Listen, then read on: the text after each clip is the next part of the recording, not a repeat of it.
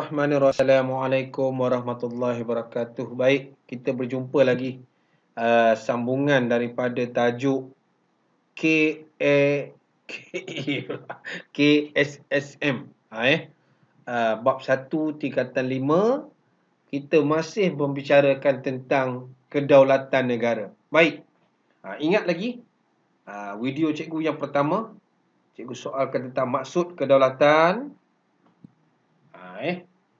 Apa tu daulat dari segi bahasa Arab, bahasa Inggeris, Yunani dan sebagainya, dan pandangan-pandangan tokoh daripada Aristotle, Tokoh Abdul Rahman, Budin, dan juga berkaitan dengan kedaulatan. Ada tradisional, kita tengok balik ada tradisional, ada antarabangsa. Baik. Jadi pada kali ini cikgu nak kongsikan 1.2 SP yang kedua. Bab ini pendek saja. Yang ini dia agak pendek. Ciri negara berdaulat. Yang kita ada 3 yang kita dah pegang kan. Merdeka, bebas, hak. Maksudnya bebas kita mencorak negara kita sendiri. Hak rakyat. Siapa yang menentukan negara kita. Baik. Kita tengok ciri negara berdaulat.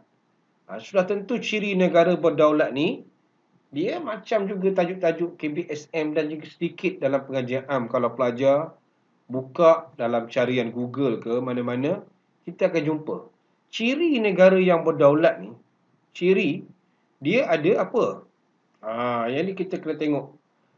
Dan tentu kita akan jumpa nanti, dia ada pemerintahan sendiri. Macam kita yang di-Pertuan Agong lah. Yang di-Pertuan Agong dibantu oleh Perdana Menteri. Sultan dibantu oleh Menteri Besar. Sempadan. Nanti kita akan tengok ada sempadan air, laut, ada dengan batu, dan kita ada undang-undang. Undang-undang negara kita, negara lain juga perlu hormat, dan lain kita ni sebuah negara yang bebas berdaulat. Jadi, mungkin di sini 4 markah. Mungkin soalan dia akan tanya apa? Terangkan. Terangkan tentang ciri-ciri negara berdaulat. 4 markah. 2 markah. Mungkin 2 markah ataupun 4 markah. Inilah jawapan kita. Dia takkan larilah.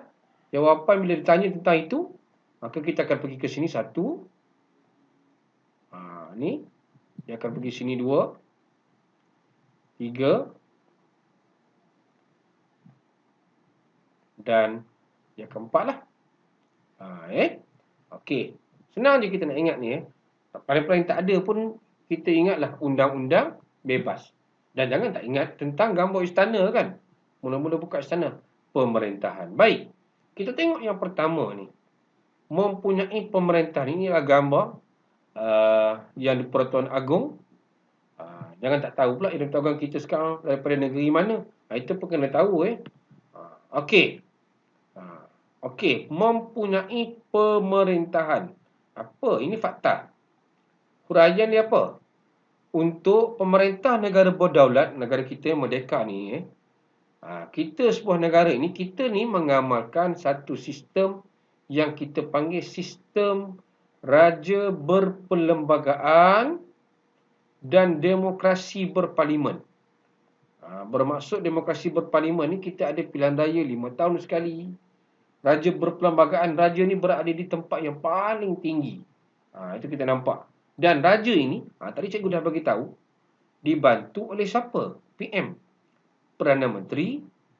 Dan Perdana Menteri ini dia akan menasihat agung. Dan Perdana Menteri ini dibantu oleh siapa? Jemaah Menteri. Jadi ada 4 ni. Kita ingat ya? Pemerintahan. Paling-paling tak ada pun kata kita ada raja berperlembagaan. Raja dibantu oleh siapa? Perdana Menteri. Perdana Menteri pula siapa yang tolong dia? Jemaah Menteri. Sudah dapat markah. Ini 1. Ini yang pertama. Letak sini 1. 2. Sempadan. Sebuah negara yang berdaulat, dia mesti ada sempadan. Kalau kita tengok peta-peta kita kan ada sempadan di titik-titik dot. Kalau kita lintas negara orang, melalui sempadan nelayan, kena tangkap. Itu kita tengok. Sempadan ini apa? Garis pemisah antara negeri atau negara. Perak dengan Selangor, Tanjung Malim misalnya. Baik. Dan kita lihat di sini, negara-negara ini, sempadan ni, kita berkongsi. Contohnya kita kongsi dari segi apa? Darat. Berkongsi sempadan darat. Contohnya kita dengan Thailand. Ada darat, ada air, dan kalau udara, contohnya kita dengan Indonesia. Bagilah contoh yang sesuai. Jangan kita katakan apa yang tak sesuai pula. Air. Kita nampak dengan Indonesia ada air. Boleh? Udara. Kapal terbang nak pergi. Dan kita nampak di sini, siapa yang menentukan? Ini kita tengok. Kalau soalan tanya, siapa yang menentukan sempadan negara? Sempadan ni diakui oleh siapa? PBB. Tujuannya ialah untuk memudahkan semua P. Pelajar ingat. Pemerintahan, pentadbiran, pertahanan, pembangunan. Senang kita nak perintah, dah tahu kawasan kita sempadan mana. Senang kita nak takbirkan. Macam rumah kita, jangan masuk rumah orang.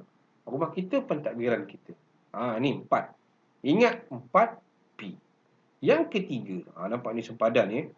Antara kita dengan Indonesia, air. Antara kita dengan Indonesia, mungkin udara. Kita nampak situ ya. Inilah sempadan kita dengan negara jiran. Kita nampak itu ya. Baik. Pelajar mungkin bertanya tentang raja perlembagaan ni. Okey, kena tahu. Ini banyak carian di internet pelajar boleh jumpa. Bahawa dalam sistem raja perlembagaan kita ni, kita ada 3. Kalau soalan tanya, ada berapa ni? Kita ada 3 institusi raja berperlembagaan. Iaitu kita ada, cuba tengok situ. Terdapat 3 institusi beraja yang disebut dalam perlembagaan persekutuan. 3. Yang pertama apa? Okey, cuba tengok yang pertama. Baca sini. Yang pertama dalam perlembagaan itu yang di-Pertuan Agong. Di peringkat persekutuan. Persekutuan ni maksudnya negara. Ada institusi raja di peringkat negeri, sultan, dan dibantu oleh majlis raja-raja macam kalau ada perkara-perkara tertentu mungkin majlis raja bersidang dan sebagainya. Baik. Ini raja berperlembagaan. Kena baca ni sudut informasi ni. Demokrasi berparlimen kita ni apa? Tadi cikgu dah bagi tahu kita ada pilihan raya 5 tahun sekali, kecuali pilihan raya kecil lah, ada kematian dan sebagainya ya. Mungkin calon YB Muflis di penjara dan sebagainya. Itu nanti kita akan cerita kemudian dalam bab-bab lain nanti ya. Baik, itu yang kedua. Yang ketiga, ini nombor 3 dah ni. Bab ni sikit je ya. Kita dah ada pemerintah, kita dah ada sempadan, mestilah ada undang-undang. Ni yang ketiga ni undang-undang. Apa tujuan undang-undang? Dia kata undang-undang semua pelajar tahu. Dia nak memastikan kesejahteraan rakyat kita adil dan sebagainya. Siapa yang mengubah undang-undang? Dia tanya. Siapakah yang mengubah undang-undang? Kena tahu ni. Siapakah yang mengubah undang-undang? Yang mengubah undang-undang ni bukan senang kita nak buat undang-undang. Selalu kita nampak ialah parlimen. Dia yang menentukan perlembagaan kita. Semua ahli parlimen yang dipilih dalam pilihan raya, tengok gambar ni kan. Macam ini rupanya. Bersidang, ada mesyuarat pertama, penggal ketiga dan sebagainya. Ini boleh tengok, boleh cari. Dan yang terakhir, selepas pemerintahan, lepas kita ada sempadan, kita ada undang-undang, kita ada juga rakyat. Rakyat pentinglah. Kalau tak ada rakyat, nak jadi negara macam mana? Rakyat ini penduduk di sebuah negara. Yang mana rakyat ni bukan bebas. Kita terikat dengan undang-undang Yang macam kita ni lagi hebat. Terdiri daripada masyarakat yang pelbagai kaum, yang mana negara kita ni pelbagai kaum ini disatukan dengan satu item. Yang cikgu senang tulis rukun negara. Kalau dalam kelas kita boleh baca rukun negara ni. Masyarakat majmuk, kita kena terima, kita mesti ada satu yang mengikat kita, identiti kita, iaitu rukun negara. Dari segi pakaian juga identiti kita. Orang luar tengok, oh, pakai baju Melayu, samping, ini orang Melayu. Baik, ini stamp. Okey. Ciri negara berdaulat ini kita nampak, ini kesimpulan. Ini ialah kesimpulan dia. Dah nak habis rupanya.